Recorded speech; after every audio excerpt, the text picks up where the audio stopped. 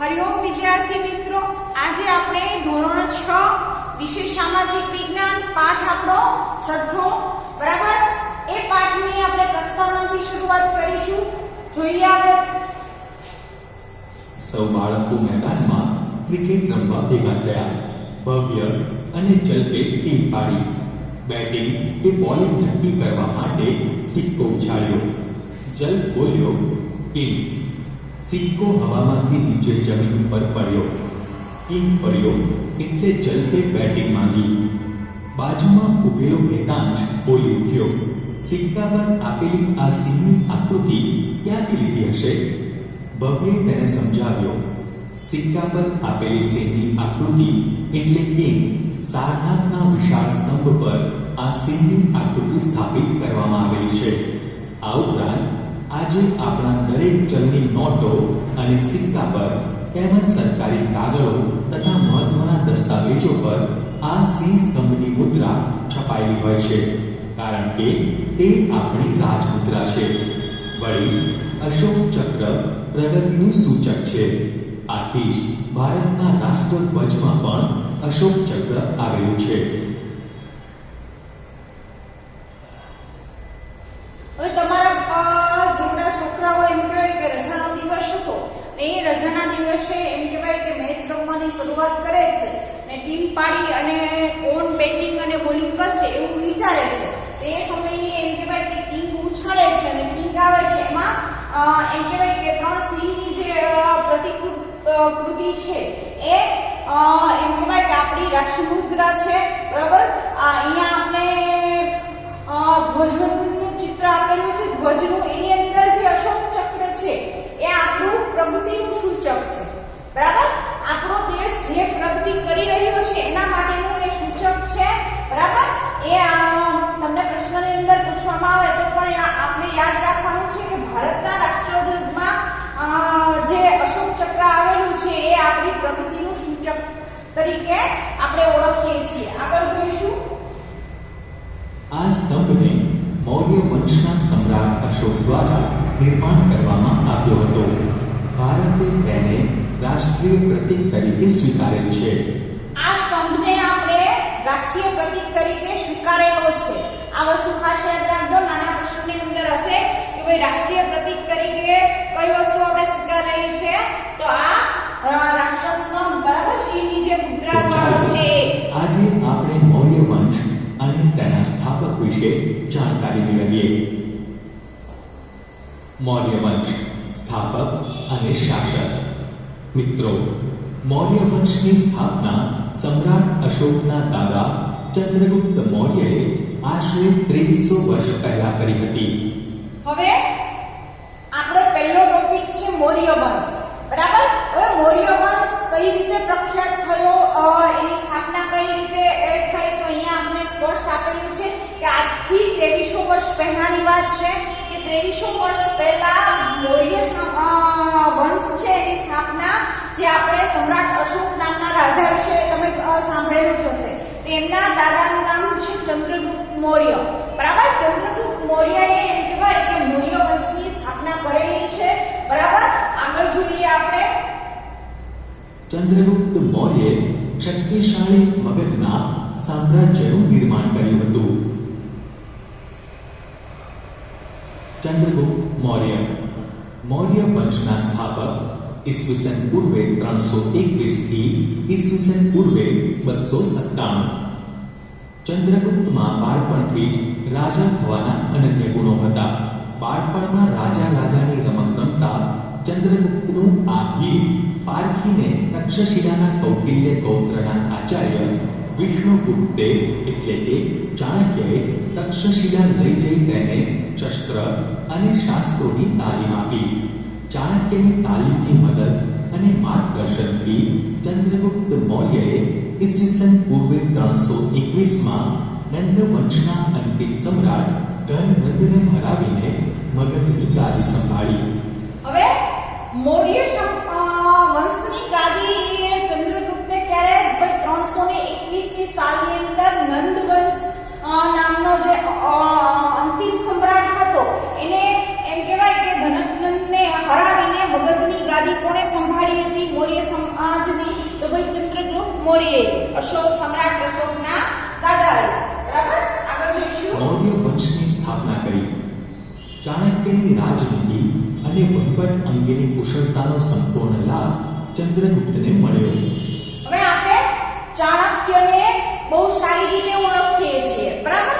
તો એ સમયની અંદર એમ કહેવાય કે ચાણક્ય નામના જે વ્યક્તિ હતા એમનો સાથ સહકાર એમને પુષ્કળ પ્રમાણમાં મળેલો, જેના કારણે એમ કહેવાય કે વહીવટ કરવામાં એને આપણે કહી શકીએ છીએ કે ઘણી બધી કુશળતા મળેલી હતી, ઘણો બધો સાથ સહકાર, જેનાથી એમ કહેવાય કે વહીવટ ક્ષેત્રે કે આખા પોતાના રાજ્યનો જે વહીવટ છે એ પૂરી કુશળતાપૂર્વક કરી શક્યા છે બરાબર. તમે જોશો તો મૌર્ય સમાજની અંદર એ વંશની અંદર એમ કહેવાય કે એ સમયગાળામાં અવનવા વસ્તુઓનું સર્જન થયેલું છે.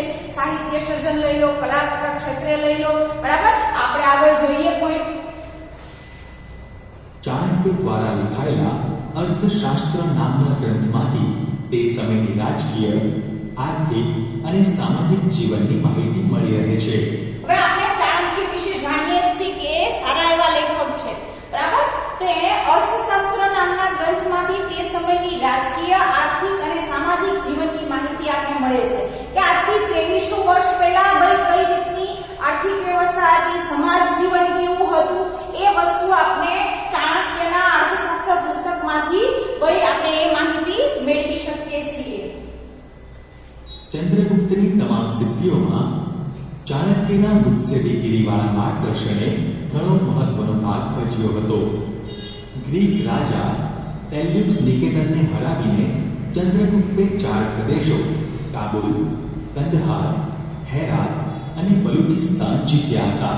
ચંદ્રગુપ્તની બહાદુરીથી પ્રભાવિત થઈ સેલ્યુકસે પોતાની પુત્રી હેલેનાને ચંદ્રગુપ્ત સાથે પરણાવી અને પોતાના રાજદૂત મેગેસ્થનીસને તેના દરબારમાં મોકલ્યો. પાટલીપુત્રમાં રોકાણ દરમિયાન મેગેસ્થનીસે લખેલ પુસ્તક ઇન્ડિકામાંથી મગધ સામ્રાજ્યના પાટનગર અને એના વહીવટ વિશેની અગત્યની અને આધારભૂત જાણકારી મળે છે. ચંદ્રગુપ્તે પોતાની આવડત અને બહાદુરીથી સમગ્ર દેશમાં પોતાની સત્તા સ્થાપવાનો પ્રયાસ કર્યો. તો ચાલો આપણે તેના રાજ્ય વિસ્તાર વિશે જાણકારી મેળવીએ. રાજ્ય વિસ્તાર. ચંદ્રગુપ્તે પોતાની વીરતા અને ચાણક્યની રાજનૈતિક કુશળતાથી પોતાની સત્તાનો પ્રસાર ભારતના અન્ય પ્રદેશોમાં કરી સમગ્ર ભારત પર એક સાર્વભૌમ સત્તા સ્થાપવાનો પ્રયત્ન કર્યો. હવે તમે જોઈ શકો છો કે ચંદ્રગુપ્તે ચાણક્યની મદદથી આખા ભારત ઉપર એમ કહેવાય કે પોતાનું સાર્વભૌમ સત્તા સ્થાપવાનો પ્રયત્ન કરેલો આપણે જોવા મળે છે એ સમયની અંદર બરાબર. શું કામ કે એ ચાણક્ય જેવા વ્યક્તિ સાથે હતા અને પોતાની એ બુદ્ધિ કુશળતા સાથે સાથે ચાણક્ય પણ એટલા હોશિયાર ને કહી શકીએ એવા વ્યક્તિનો સાથ સહકાર મળવાથી આખા ભારતની અંદર જેટલા પ્રદેશો છે એની અંદર પોતાનું એમ કહેવાય કે આધિપત્ય સ્થાપવી શક્યા હતા. આગળ જોઈએ. અફઘાનિસ્તાન, પેશાવર, કંદહારથી લઈને પૂર્વમાં બંગાળ સુધી તેનું શાસન હતું. પશ્ચિમ ભારત પર પણ એની સત્તા હતી. સૌરાષ્ટ્રમાં પણ તેનું શાસન હોવાનું તથા પુષ્યગુપ્ત નામના વૈશ્ય અમાત્યને ત્યાંના રાજ્યપાલ તરીકે નિમ્યા હોવાનું આધારોમાં જણાવેલ છે. સૌરાષ્ટ્રમાં આવેલ ગિરિનગર એટલે કે જૂનાગઢના ગિરનાર પર્વતમાંથી નીકળતી નદીઓ પર બંધ બાંધીને પુષ્યગુપ્તે સુદર્શન તળાવનું નિર્માણ કરાવ્યું હતું. હવે આપણે સૌરાષ્ટ્રની અંદર ગુજરાત રાજ્યની અંદર સૌરાષ્ટ્ર જે વિસ્તાર છે એની અંદર જૂનાગઢ જિલ્લો આવેલો છે. જૂનાગઢ જે શહેર છે એની અંદર ગિરનાર પર્વત આવેલો છે. એ જે પર્વતમાળાઓ છે એ પર્વતમાળાઓમાંથી જેટલી નદીઓ નીકળતી હતી એ નદીઓ આપણે એમ કહેવાય કે બંધ બાંધી અને પુષ્પગુપ્ત નામનો એ સમયે જે રાજા હતો એને એમ કહી શકીએ કે સુદર્શન તળાવનું નિર્માણ કરેલું છે બરાબર. આપણે જોઈએ છીએ કે પહેલાના સમયમાં કુવા છે, તળાવ છે, એની બનાવવાની શું કામ કે પાણીની જરૂરિયાત પડતી હતી. એ સમયે એમ કહેવાય કે પાણીના સ્ત્રોતો વધારવા માટે આવા રચનાઓ વધારે પ્રમાણમાં થતી હતી એવું આપણે કહી શકીએ છીએ. આ એનું મોટું ઉદાહરણ છે બરાબર. સુદર્શન તળાવ એનું નિર્માણ પણ એ સમયની અંદર થયેલું દક્ષિણ ભારતના કોંકણ, કર્ણાટક, મહારાષ્ટ્ર વગેરે પ્રદેશો પણ મગધ સામ્રાજ્યનો એક ભાગ હતો. હવે તમે જોઈ શકો છો કે ઉત્તર ભારત, પૂર્વ, પશ્ચિમ અને છેલ્લે આપણે આવ્યું છે દક્ષિણ ભારત. બરાબર, દક્ષિણ ભારતની અંદર કોંકણ, મહારાષ્ટ્ર અને કર્ણાટક આ વિસ્તારની અંદર પણ એમ કહેવાય કે એમનું સામ્રાજ્ય હોવાના પુરાવા આપણે મળી શક્યા છે. નકશામાં ખાસ યાદ રાખજો. બરાબર, આ તો હાલના આપણે રાજ્ય આપેલા છે, અગાઉના આપે તો પણ આપણે યાદ રહેવું જોઈએ. વાયવ્યમાં છેક પશ્ચિમ ગાંધાર એટલે કે અફઘાનિસ્તાન સુધીના પ્રદેશો પણ ચંદ્રગુપ્તની સત્તા હેઠળ હતા. હવે અહીંયા વાયવ્ય આપણો જે ઉત્તર ભારતનો વાયવ્ય ખૂણો છે એ ખૂણાની અંદર પણ એમ કહેવાય કે આ લોકોનું સામ્રાજ્ય હતું એ વસ્તુ આપણે કહી શકીએ છીએ. બરાબર, વાયવ્ય દિશાએ આપણે પાકિસ્તાન જે દેશ આવેલો છે એની આજુબાજુનો બધો જ વિસ્તારની અંદર એમ કહેવાય કે આ લોકોનું સ્થાપત્ય હતું. સમગ્ર ભારત પર મૌર્ય સામ્રાજ્યની સાર્વભૌમ સત્તા પ્રવર્તતી હતી. પ્રવૃત્તિ: ભારતમાં આવેલ અન્ય દેશોની એલચી કચેરીઓના કાર્ય વિશે તમારા શિક્ષક પાસેથી જાણકારી મેળવો. જાણવા જેવું: રાજદૂત એટલે કે એલચી એક રાજ્યનો બીજા રાજ્યમાં મોકલવામાં આવતો પ્રતિનિધિ. હવે એલચી કોને કહેવાય? બીજો શબ્દ છે રાજદૂત. એકબીજાના પર્યાય છે. રાજદૂત પૂછે અથવા તો કોઈ એલચી પૂછે, એ શબ્દનો અર્થ શું થાય તો એની વ્યાખ્યા આપણે અહીંયા સ્પષ્ટ કરેલી છે કે એક રાજ્યનો બીજા રાજ્યમાં મોકલવામાં આવતો પ્રતિનિધિ. હવે પહેલાના આ સમયની અંદર એમ કહેવાય કે કોઈ પણ વસ્તુ વિશેનો સંદેશો મોકલવો હોય તો ભાઈ એ વ્યક્તિઓ દ્વારા મોકલવામાં આવતો હતો.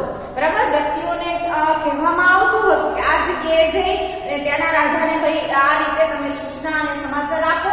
બરાબર, એ રીતે એમ કહેવાય કે સંદેશાઓ પાઠવવામાં આવતા હતા. એને રાજદૂત તરીકે ઓળખવામાં આવતા હતા. આપણે ખબર છે કે એ સમયે ટેકનોલોજીનો હજી વિકાસ થયેલો નહોતો, એટલા માટે એમ કહેવાય કે આ રીતે રાજદૂત પોતાના રાજ્યમાંથી મોકલવામાં આવતા હતા. ચંદ્રગુપ્તે તેના જીવનનો અંતિમ સમય જૈન મુનિ ભદ્રબાહુ સાથે મૈસૂર એટલે કે હાલના કર્ણાટકના શ્રવણ બેલગોડામાં વિતાવ્યો હતો. હવે ચંદ્રગુપ્ત છે તેના જીવનનો અંતિમ સમય, ચંદ્રગુપ્ત રાજાએ એમ કહેવાય કે એના જે ઉંમરના છેલ્લા વર્ષો છે એ કોની સાથે એમને તો ભાઈ જૈન મુનિ ભદ્રબાહુ સાથે મૈસૂર એટલે કે હાલનું જે કર્ણાટક રાજ્ય છે દક્ષિણની અંદર, એમાં મૈસૂર શહેર આવેલું છે. એ શહેરની અંદર શ્રવણ બેલગોડા ના વિસ્તારની અંદર વિતાવ્યું હતું એવું આપણે લખી શકીએ છીએ. આગળ જોઈશું. ઈસવીસન પૂર્વે 297માં તે મૃત્યુ પામ્યો. હવે ચંદ્રગુપ્ત મૌર્યનું મૃત્યુનો સાલ તમને પૂછવામાં આવે તો પણ આપણે યાદ રહેવી જોઈએ કે 297માં તેમનું મૃત્યુ થયું હતું. ઈસવીસન પૂર્વે 297 આપણે યાદ રાખીશું.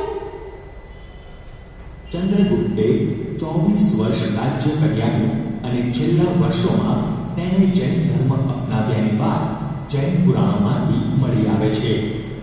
હવે આ વસ્તુ આપણે ક્યાંથી ખબર પડે છે? ભાઈ ચંદ્રગુપ્તે છેલ્લે જૈન ધર્મ ધારણ કર્યો તો 24 વર્ષ સુધી રાજ્ય કર્યું હતું, એ માહિતી આપણે જૈન પુરાણોમાંથી મળી આવેલી છે. બરાબર, જૈન પુરાણોના જે પુસ્તકો છે એ પુસ્તકોમાંથી આપણે આ માહિતી મળેલી છે કે એણે 24 વર્ષ સુધી ભારતની અંદર રાજ કરેલું અને છેલ્લે એમ કહેવાય કે જૈન ધર્મ અપનાવી અને એમાં સમય વિતાવેલો. ભારતમાં મૌર્ય વંશની સ્થાપના પહેલાનો ઇતિહાસ આદ્ય ઇતિહાસ તરીકે ઓળખવામાં આવે છે. હવે મૌર્ય વંશની જ્યારે સ્થાપના થઈ એ પહેલાનો ઇતિહાસ કયા નામથી ઓળખવામાં આવે છે એવું પૂછવામાં આવે તો આપણે યાદ રાખીશું કે આર્ધ ઇતિહાસ. બરાબર, મૌર્ય સામ્રાજ્ય પહેલા આર્ધ ઇતિહાસ તરીકે એ સમયને આપણે ઓળખીશું. મૌર્ય વંશની સ્થાપનાની ચોક્કસ અને આધારભૂત માહિતી વિવિધ સ્ત્રોતોમાંથી મળી રહે છે. ચંદ્રગુપ્ત મૌર્ય દ્વારા વિષ્ણુગુપ્ત એટલે કે ચાણક્યની મદદથી સ્થાપવામાં આવેલું મૌર્ય સામ્રાજ્ય ભારતનું પ્રથમ ઐતિહાસિક સામ્રાજ્ય કહેવાય છે. હવે તમે ચંદ્રગુપ્ત મૌર્ય દ્વારા વિષ્ણુગુપ્ત એટલે કે ચાણક્યનું નામ વિષ્ણુગુપ્ત હતું. તેમની મદદથી એમ કહેવાય કે સ્થાપવામાં આવેલા મૌર્ય સામ્રાજ્યના ભારતનું પ્રથમ ઐતિહાસિક સામ્રાજ્ય હતું એવું આપણે કહી શકીએ છીએ. બરાબર. આની પહેલા એમ કહેવાય કે જે ઇતિહાસની માહિતી છે એ બહુ ઓછા પ્રમાણની અંદર મળેલી છે. જ્યારે એમ કહેવાય કે મૌર્ય સામ્રાજ્યનું આપણે સચોટ એવા નમૂનાઓ આપણે મળેલા છે કે જેના દ્વારા આપણે કહી શકીએ છીએ કે સામ્રાજ્ય 24 વર્ષ સુધી એમ કહેવાય કે રાજ કરેલું છે એવું કહી શકીએ છીએ. મૌર્ય વંશની જાણકારી મેળવવાના સ્ત્રોત. મૌર્ય વંશની જાણકારી મેળવવાના સ્ત્રોત આ મુજબ છે. આચાર્ય વિષ્ણુગુપ્ત ચાણક્યએ લખેલ અર્થશાસ્ત્ર નામનો ગ્રંથ, મેગેસ્થનીસે લખેલ ઇન્ડિકા નામનો ગ્રંથ, દીપવંશ અને મહાવંશ નામના બૌદ્ધ ગ્રંથો તેમજ વિશાખ દત્તનું મુદ્રા રાક્ષસ નામનું નાટક વગેરે મૌર્ય વંશની જાણકારી મેળવવાના વિવિધ સ્ત્રોતો છે. હવે મૌર્ય વંશની જાણકારી આપણે પાઠની અંદર મર્યાદિત આપેલી છે. ઘણાને એવી ઉત્સુકતા થાય કે એ સમયના મૌર્ય વંશ વિશે મારે પૂરી માહિતી મેળવવી છે. બરાબર. હજી આ પાઠની અંદર બહુ ઓછી આપેલી છે, આપણા સંતોષ નથી થતો. તો અહીંયા આપણે કૃતિઓના નામ આપેલા છે. બરાબર. પહેલી કૃતિ છે અર્થશાસ્ત્ર, જે એમ કહેવાય કે આચાર્ય વિષ્ણુગુપ્ત ચાણક્યએ લખેલી છે. બરાબર. પછી ઇન્ડિકા નામની એ પુસ્તક છે એ મેગેસ્થનીસ નામના લેખકે લખેલી છે. પછી દ્વીપવંશ અને મહાવંશ બૌદ્ધ ગ્રંથનો સિલોન નામના લેખકે લખેલી છે. પછી મુદ્રાક્ષસ નાટક છે એ પણ લખેલું છે. આ ચાર એમ કહેવાય કે કૃતિ દ્વારા આપણે મૌર્ય સામ્રાજ્યની એમ કહેવાય કે એ સામ્રાજ્ય કેવું હતું, એની આર્થિક પરિસ્થિતિ, સામાજિક પરિસ્થિતિ, લોકો કેવું જીવન જીવતા હતા એ બધી જ માહિતી આ પુસ્તકો દ્વારા આપણે મેળવી શકીએ છીએ. આ ઉપરાંત મૌર્ય સમ્રાટોએ કોતરાવેલ શિલાલેખો, સ્તંભલેખો, ગુફાલેખો, સ્તૂપો અને વિહારો વગેરેમાંથી પણ ઐતિહાસિક માહિતી પ્રાપ્ત થાય છે. હવે એ ઉપરાંત મૌર્ય સામ્રાજ્ય જ્યારે હતું એ સમયે મોટા શિલાલેખો બનાવેલા હોય છે. બરાબર. કોતરાવેલા છે, સ્તંભો છે, ગુફાઓ છે, સ્તૂપો છે, વિહારો છે વગેરે એમ કહેવાય કે એવી ઐતિહાસિક ઘણી બધી ઇમારતો છે જે આપણે વર્તમાનમાં પણ જોઈ શકીએ છીએ. બરાબર. આટલા હજારો વર્ષ થઈ ચૂક્યા છે છતાં પણ આપણે એ ઇમારતોને અડીખમ આપણે એમ કહેવાય ઐતિહાસિક વસ્તુ તરીકે સાચવેલી છે એ અત્યારે પણ આપણે જોઈ શકીએ છીએ. એ ઇમારતો પરથી આપણે મૌર્ય સામ્રાજ્યના વિશે માહિતી મેળવી શક્યા છીએ એવું કહી શકીએ છીએ. Grand trunk road GTR Asia ખંડનો સૌથી જૂનો અને લાંબો મુખ્ય રોડ ગ્રાન્ડ ટ્રંક રોડ એટલે કે GTR છે. હવે તમને એકમ કસોટીની અંદર પૂછવામાં આવે, બરાબર, પહેલાના સમયનો ગ્રાન્ડ ટ્રંક રોડ GTR ક્યાંથી ક્યાં જાય છે ભારતના નકશાની અંદર? આ વિદ્યાર્થી મિત્રો ખાસ જોઈ લેજો, કદાચ આવા પ્રશ્ન હશે જ આની આગળની એકમ કસોટીમાં હતા જ.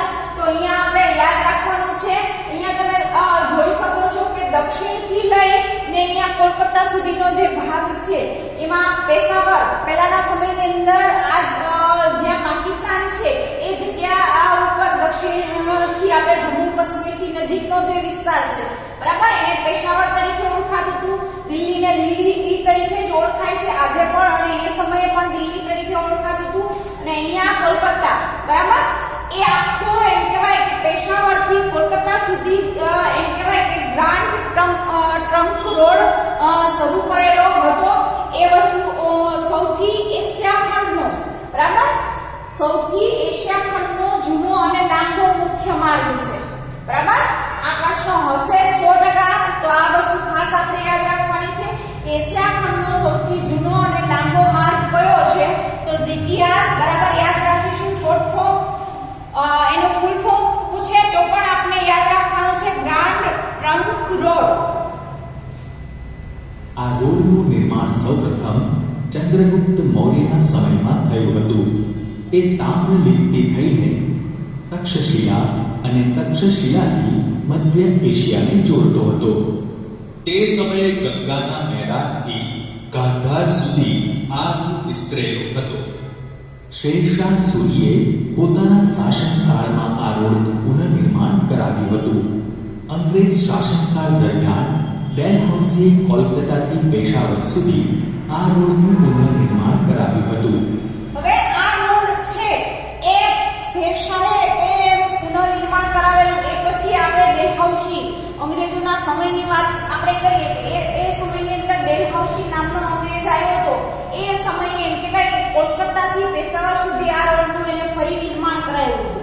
બરાબર. એ સમયની અંદર સૌથી આપણે જોઈએ છીએ સૌથી જૂનામાં જૂનો અને લાંબો એ સડક માર્ગ છે. વર્તમાન સમયમાં આ રોડ દિલ્હીથી કોલકાતા સુધીનો રાષ્ટ્રીય ધોરીમાર્ગથી ઓળખાય છે. હવે વર્તમાનમાં કયા નામથી ઓળખાય છે એવું પૂછવામાં આવે તો રાષ્ટ્રીય ધોરીમાર્ગ તરીકે આપણે ઓળખીએ છીએ દિલ્હીથી કોલકાતા સુધીનો જે માર્ગ છે એને. બરાબર. રાષ્ટ્રીય ધોરીમાર્ગ તરીકે એને નામ આપવામાં આવ્યું છે. બિંદુસાર ઈસવીસન પૂર્વે 297 થી ઈસવીસન પૂર્વે 273. ઈસવીસન પૂર્વે 297 માં ચંદ્રગુપ્તના અવસાન બાદ તેનો પુત્ર બિંદુસાર મગધની ગાદીએ આવ્યો. હવે ચંદ્રગુપ્તના અવસાન પછી ચંદ્રગુપ્ત ક્યારે અવસાન પામે છે તો 297 વર્ષની અંદર. બરાબર. તો પછી એનો પુત્ર છે બિંદુસાર એ મગધની ગાદી ઉપર આવે છે. આપણે ખબર જ છે કે રાજાશાહીની અંદર કોઈ પરંપરાગત વારસાગત હોય છે. બરાબર. એના દીકરા બિંદુસાર છે એ ગાદી સંભાળે છે. પિતા ચંદ્રગુપ્ત તરફથી વારસામાં મળેલું વિશાળ સામ્રાજ્ય યથાવત ટકાવી રાખી તેની ભેટ પુત્ર અશોકને આપી એ જ બિંદુસારની મોટામાં મોટી સિદ્ધિ ગણી શકાય. બિંદુસારના 2 પુત્રો હતા. મોટો પુત્ર સુશીલ અને નાનો પુત્ર અશોક. હવે તમે જોઈ શકો છો કે ચંદ્રગુપ્તનો દીકરો બિંદુસાર અને બિંદુસારના 2 પુત્રો હતા. મોટો દીકરો સુશીલ અને નાનો દીકરો અશોક. બરાબર. આ વસ્તુ ખાસ યાદ રાખજો કે કયા રાજાનો કયો દીકરો હતો. આ વસ્તુ નહીં યાદ રહે તો પ્રશ્નના જવાબની અંદર આપણે ભૂલ કરીશું. બરાબર. તો ખાસ યાદ રાખવાનું છે. જે પૈકી બિંદુસારના શાસનકાળમાં રાજકુમાર સુશીલની તક્ષશિલાના અને રાજકુમાર અશોકની અવંતીના રાષ્ટ્રીય એટલે કે રાજ્યપાલ તરીકે નિમણૂક થઈ હતી. સુશીલના સમયમાં તક્ષશિલામાં થયેલ બળવાને નિયંત્રિત કરવા માટે નિષ્ફળ રહ્યો, જ્યારે અશોકે આ કાર્ય સફળતાપૂર્વક પાર પાડી બળવો દબાવી દીધો. બિંદુસારે તેના શાસનકાળમાં કોઈ નવો પ્રદેશ જીત્યો ન હતો, પરંતુ ગ્રીક રાજ્યો સાથેના મૈત્રીભર્યા સંબંધો જાળવી રાખ્યા હતા. તેણે મગધની ગાદી પર લગભગ 25 વર્ષ સુધી રાજ્ય કર્યું. 24 વર્ષ સુધી ચંદ્રગુપ્તે રાજ કરેલું હતું. પછી એનો દીકરો બિંદુસાર એને પણ લગભગ એમ કહેવાય કે 25 વર્ષ સુધી રાજ્ય કરેલું છે. બિંદુસાર પછી મગધની ગાદીએ તેનો પુત્ર અશોક આવ્યો. સમ્રાટ અશોક. વિદ્યાર્થી મિત્રો, આ વિડિયોની અંદર અહીંયા સુધી રાખીશું. આગળ